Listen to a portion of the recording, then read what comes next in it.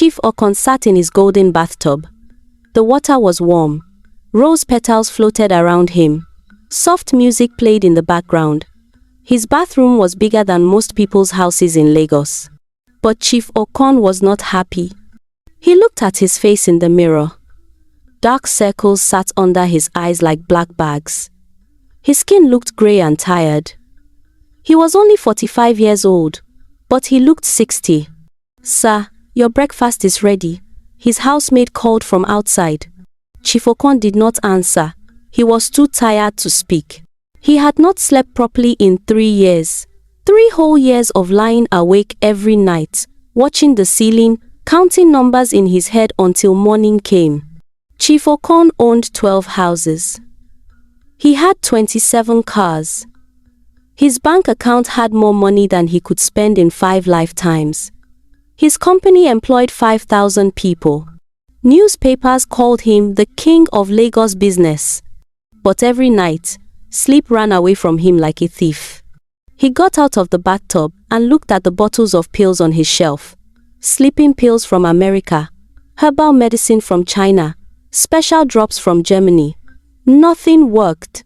His phone rang. It was his younger brother, Emeka. "Brother, good morning. I need money for my son's school fees. Just 500,000 naira. Chief Okon felt his chest tighten. "Emeka, I sent you 2 million last month. Where did it go?"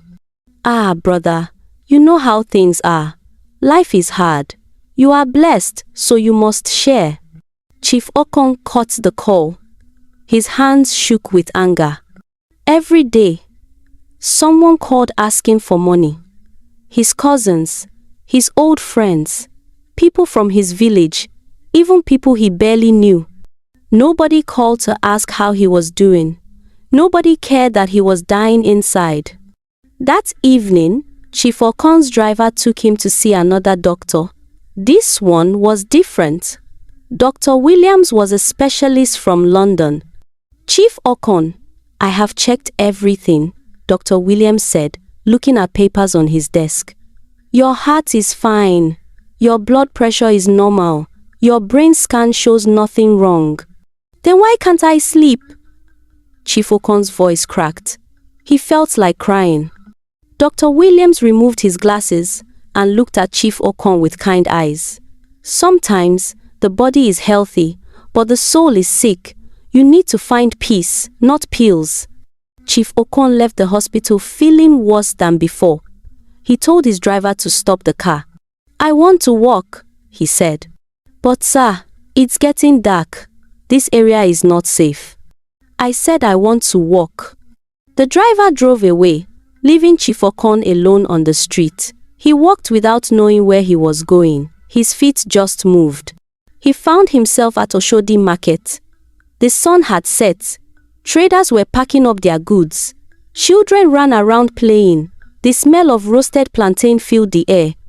Chief Okon sat on an empty wooden bench. He put his head in his hands. He wanted to scream. He wanted to cry. He wanted to sleep. Just sleep. That's when he heard the singing. The voice was beautiful. It floated through the evening air like a bird. Chief Okon looked up. Under a big mango tree, a woman sat on a mat.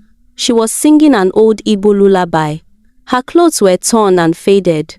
Her hair was rough and uncombed. Her feet were bare and dusty. People walked past her quickly, avoiding her eyes. "That's Mama Ngozi," a woman selling oranges whispered to her friend. "The mad woman. She has been living here for 10 years. "Mad woman," her friend agreed, shaking her head. "Such a shame." But Chief Okon was not looking at her clothes or her hair. He was watching her face. She was smiling. Her eyes were closed. She looked peaceful. After she finished singing, Mama Ngozi lay down on her mat, right there in the market. Within minutes, she was asleep. Her chest rose and fell slowly. A small smile stayed on her lips. Chief Okon felt something break inside him. This woman had nothing. No house, no money, no soft bed. She slept on the hard ground in a busy market. Yet she slept like a baby. He had everything. But sleep had forgotten his address. Chief Okon stood up and walked to the mango tree. He stood over Mama Ngozi, looking down at her sleeping face. "Please," he whispered. "Please wake up. I need your help." Mama Ngozi's eyes opened slowly. She looked up at Chief Okon. For a moment, her eyes were sharp and clear. Then she smiled a strange smile. "Ah, the man who cannot sleep has come," she said. Chief Okon stepped back, surprised. "How did you know?" Enjoying the story? Don't forget to subscribe. Mama Ngozi sat up and patted the ground beside her. "Sit down. Your expensive shoes are making my neck hurt from looking up." Chief Okon hesitated. The ground was dirty. His suit cost 300,000 naira. But something made him sit. "I have tried everything," Chief Okon said. "I have seen 20 doctors. I have bought every medicine. But I cannot sleep. You were sleeping so peacefully. Please, tell me your secret." Mama Ngozi looked at him for a long time. Then she said something that shocked him. "Your problem is not sleep. Your problem is the heavy load you carry in your heart." "What load? I don't understand." "Every person you have hurt. Every person you have ignored. Every time you chose money over people. Every time you said no when you should have said yes. Every time you said yes when you should have said no. All of this sits on your chest at night, pressing down, refusing to let you rest." Chief Okon felt tears coming to his eyes. "What should I do? I can help you. But you must trust me completely. You must do everything I say for 7 days. No questions asked. Can you do that?" Chief Okon nodded quickly.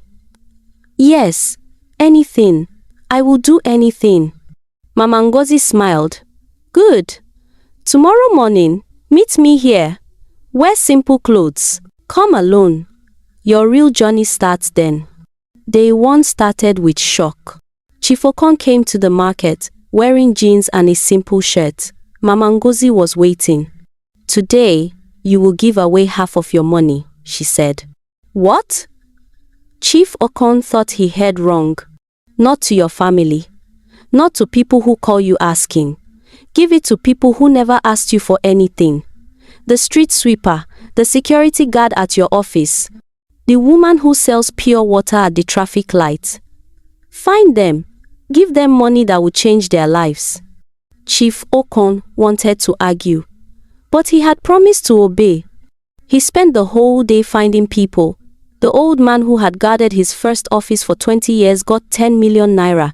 The young girl who cleaned his current office got money for university.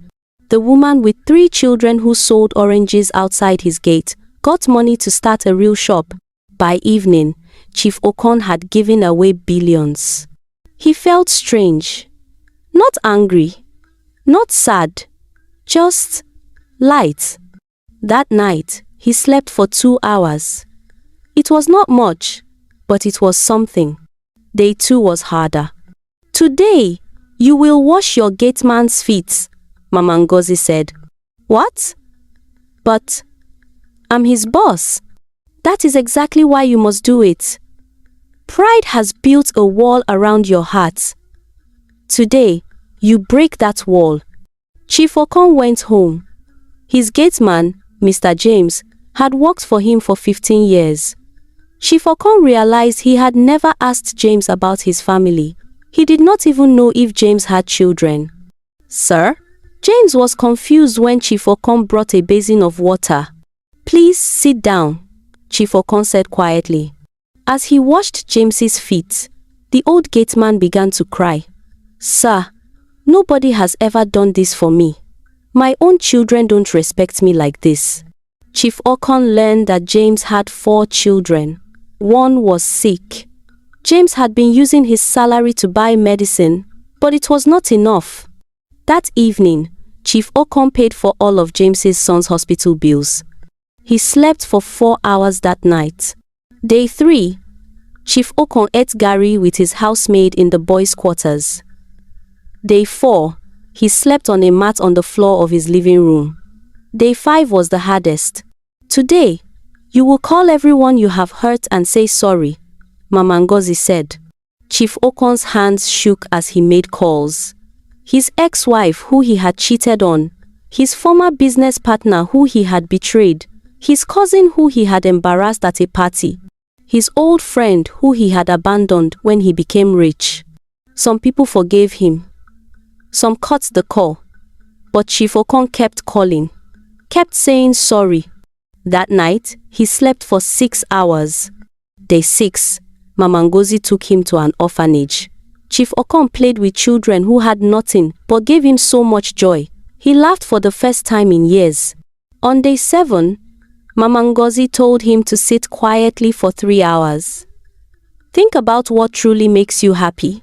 Not money, not things. What makes your soul sing?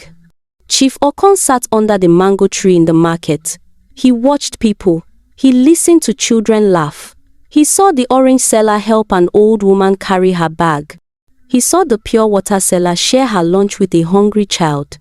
That night, something beautiful happened. Chief Okon went home. He lay on his bed. He closed his eyes. And he slept. He slept deeply. He dreamed of his mother who had died when he was young. In the dream, she smiled at him and said, "My son, you have finally come home." The next morning, Chief Okon woke up feeling new. He rushed to the market to thank Mama Ngozi. But she was not there. "Where is Mama Ngozi?" he asked the orange seller. "Who?" "The woman who sleeps under the mango tree. The one people call the mad woman." The orange seller looked confused. "Sir, nobody sleeps under that tree. The market chairman does not allow it." Chief Okon felt his heart beating fast. "But I saw her. I spoke to her for 7 days." An old man selling newspapers laughed. "Ah, you must mean Mama Ngozi. She died 10 years ago." "What?" "Yes. She used to live in a big house around here. Her husband was rich. But when her husband died, his family took everything from her. Her own children said she was mad and left her on the streets. She died under that mango tree, sleeping in the cold." Chief Okon felt dizzy. "But I spoke to her. She helped me." The old man smiled. "Many people say they see her. She appears to people who are suffering. People say her spirit cannot rest because she died with a kind heart but received only wickedness from the world." Chief Okon walked slowly to the mango tree. He sat down where Mama Ngozi used to sit. And then he saw it. Carved into the bark of the tree were words. "Kindness costs nothing, but its value is priceless." Mama Ngozi, 2014. Tears rolled down Chief Okon's face. He cried for the first time in 20 years. He cried for Mama Ngozi. He cried for all the years he had wasted chasing money instead of meaning. He cried for his empty heart that finally felt full. 1 year later, Chief Okon's life looked different. He had sold 10 of his 12 houses. The money built schools and hospitals. He still had his company, but now he knew all his workers by name. He asked about their families. He paid fair wages. He reconciled with his ex-wife. They did not get back together, but they became friends. He helped her start the business she always dreamed of. He called his brother Emeka and said, "Let's talk. Not about money, about us." Every week, Chief Okon went to the market. He sat under the mango tree. He brought food and shared it with the traders. He listened to their stories. He helped where he could. The newspapers still wrote about him, but now they called him the billionaire with a heart. And Chief Okon slept peacefully every night. One evening, a young man came to the market. He looked desperate. His eyes had dark circles. He sat on the bench, holding his head. Chief Okon walked up to him. "My brother, are you okay?" The young man looked up. I have everything, but I am dying inside. I cannot find peace. Chief Okon smiled. He sat down next to the young man. Let me tell you a story, he said, about a mad woman who saved a billionaire's life. Moral lesson. Sometimes God sends help through people we would never expect. The person you call mad might be the wisest. The person you ignore might have the answer you seek. Kindness is not weakness. It is strength. It is medicine. It is the key that opens the door to peace. You can have all the money in the world, but if your heart is empty, you have nothing. You can sleep on the finest bed, but if your conscience is heavy, rest will run away from you. The greatest wealth is not in your bank account. It is in the lives you touch, the people you help, the forgiveness you give, the love you share. Today, look around you. Who needs your kindness? Give it freely. You might just save a life, or save your own. If you enjoyed this story, kindly subscribe, like, and share. Join our family for more amazing African stories. Thank you. Bye.